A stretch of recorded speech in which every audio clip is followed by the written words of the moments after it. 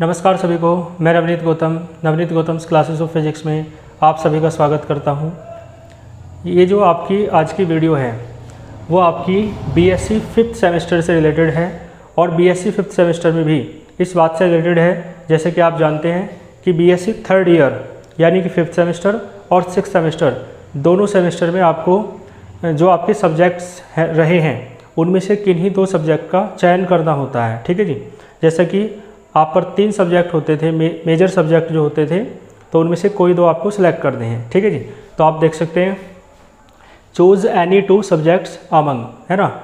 ये जो निम्नलिखित मैंने सब्जेक्ट लिखे हैं इनमें से कोई 2 सब्जेक्ट आपको चुनने हैं। मेन सब्जेक्ट मैंने लिख दिए हैं और इनमें से पहले 3 सबसे ज़्यादा स्टूडेंट्स के पास होते हैं, फिजिक्स, केमिस्ट्री और मैथ्स। बाकी कुछ बच्चे स्टैटिक्स और कुछ कंप्यूटर साइंस भी रखते हैं अपने पास। तो चलो उन दोनों की ज़्यादा संख्या नहीं है स्टूडेंट्स की, तो मेनली इन तीनों की बात कर लेते हैं, फिजिक्स, केमिस्ट्री और मैथ्स के बारे में।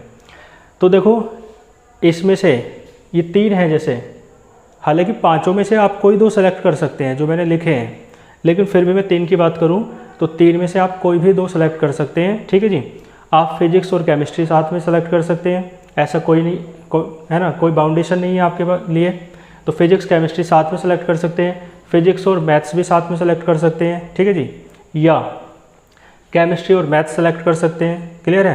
तो कोई भी 2 जो आपको अच्छे लगते हैं, तो फिजिक्स के साथ आप इसे और इसे रख सकते हैं, दोनों में से किसी एक को, या केमिस्ट्री के साथ आप मैथ्स को रख सकते हैं या फिजिक्स को रख सकते हैं, मैथ्स के साथ आप केमिस्ट्री को रख लो या फिजिक्स को रख लो। तो कुल मिला के आप समझ गए, कोई 2 तीनों में से आप सेलेक्ट करेंगे। और बाकी किसी पे कंप्यूटर साइंस या स्टैटिक्स रहा हो तो वो भी अपने तरीके से कोई 2 सेलेक्ट कर सकता है। ठीक है जी। तो ये जो कन्फ्यूजन था आप लोगों का, ये तो दूर हो ही गया होगा कि आपको कोई 2 सब्जेक्ट सेलेक्ट करने हैं, पहली बात।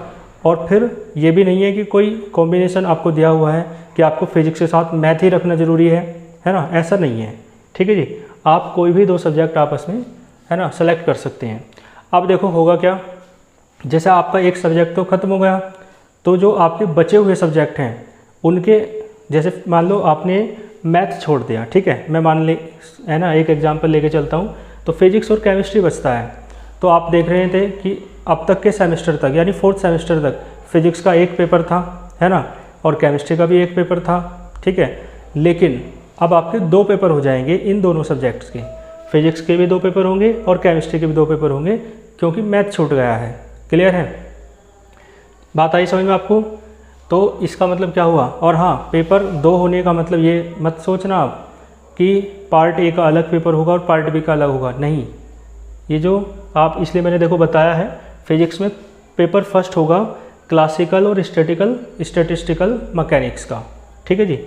इसमें पार्ट ए है क्लासिकल मैकेनिक्स और पार्ट बी है स्टैटिस्टिकल मैकेनिक्स। क्लियर है। तो पार्ट ए ये है पेपर फर्स्ट का और पार्ट बी ये है पेपर फर्स्ट का। क्लियर है। इसी प्रकार पेपर सेकंड में भी पार्ट ए और पार्ट बी है। पेपर सेकंड का पार्ट ए है क्वांटम मैकेनिक्स और पार्ट बी है स्पेक्ट्रोस्कोपी। समझ गए। यानी इस बार आप देखते हैं 4 यूनिट होती है एक पार्ट में, तो 4 और 4 8 यूनिट तो पेपर फर्स्ट में है। क्लियर है। और 4 और 4 8 यूनिट पेपर सेकंड में है। ठीक है जी।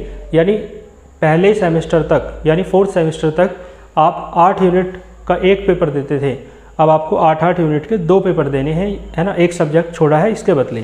ठीक है जी। तो 8 यूनिट ये है और 8 यूनिट ये हैं। इस तरीके से 16 यूनिट आपको पढ़नी है इस सेमेस्टर में। ठीक है जी। और उसके बदले आप कोई 1 सब्जेक्ट छोड़ देंगे। ठीक है जी। तो केमिस्ट्री में बात कर लेते हैं, है ना। इसके देखो फिजिक्स के विस्तार पूर्वक जो मैंने सिलेबस को समझाया है, दूसरी वीडियो है, आप उसे देखेंगे। इस वीडियो के लिंक डिस्क्रिप्शन में भी, है ना, मैं वो लिंक डाल दूंगा। ठीक है जी। बाकी आप चैनल पर देख लेना, आएगी। ठीक है जी। तो बात आई आपको समझ में, फिजिक्स के लिए मैंने बताया, और फिजिक्स का विस्तार पूर्वक सिलेबस दूसरी वीडियो में रहेगा। ठीक है। अब देखो केमिस्ट्री का भी और मैथ्स का भी मैं थोड़ा थोड़ा बता देता हूँ। सिलेबस डिस्कशन तो, है ना, मैं करूँगा नहीं इनका। पार्ट पेपर फर्स्ट होगा, पेपर सेकंड होगा जी, बिल्कुल फिजिक्स की तरह ही। ठीक है जी। और पेपर फर्स्ट जो है उसका नाम होगा ऑर्गेनिक सिंथेसिस ए। ठीक है। ऑर्गेनिक सिंथेसिस ए। तो 6th सेमेस्टर में इसका पार्ट बी पढ़ लेंगे आप, है ना। यानी ऑर्गेनिक सिंथेसिस का पार्ट ए आप 5th सेमेस्टर में पढ़ेंगे और पार्ट बी पढ़ लेंगे 6th सेमेस्टर में।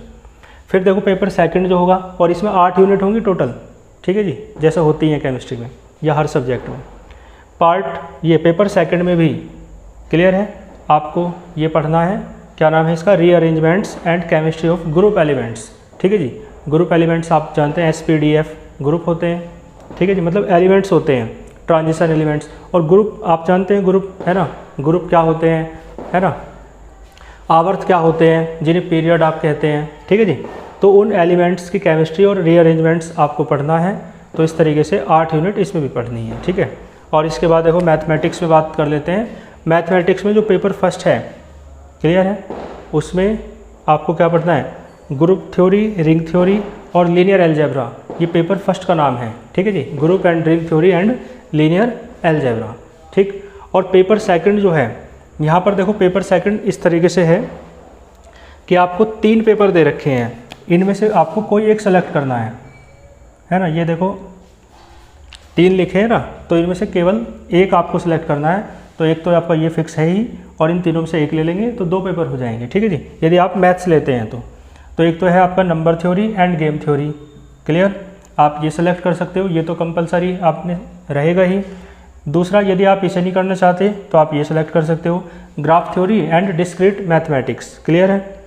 और यदि आप इसे भी नहीं करना चाहते तो आप ये वाला सेलेक्ट कर सकते हो इसके साथ, है ना, differential geometry and tensor analysis. ठीक है जी, टेंसर तो आपने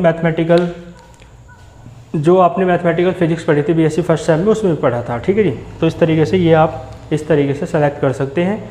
अब आपका कोई डाउट नहीं रहा होगा, और कोई डाउट रहा हो तो आप कमेंट बॉक्स में क्वेश्चन पूछ सकते हैं। ठीक है, बाकी आपका माइनर सब्जेक्ट के अंतर्गत एक पेपर होगा। ठीक है जी, और एक आपका प्रोजेक्ट रिसर्च का है ना हो रहेगा। तो 2 आपके रहेंगे, है ना, को करिकुलर और माइनर में जो रहता है आपका। ठीक है जी, 2 वे रहेंगे, और बाकी मेजर सब्जेक्ट की इन्फॉर्मेशन मैंने आपको दे दी है, क्लियर है। तो मिलते हैं फिर नेक्स्ट किसी लेक्चर में, नेक्स्ट किसी वीडियो में, तब तक के लिए ऑल द वेरी बेस्ट।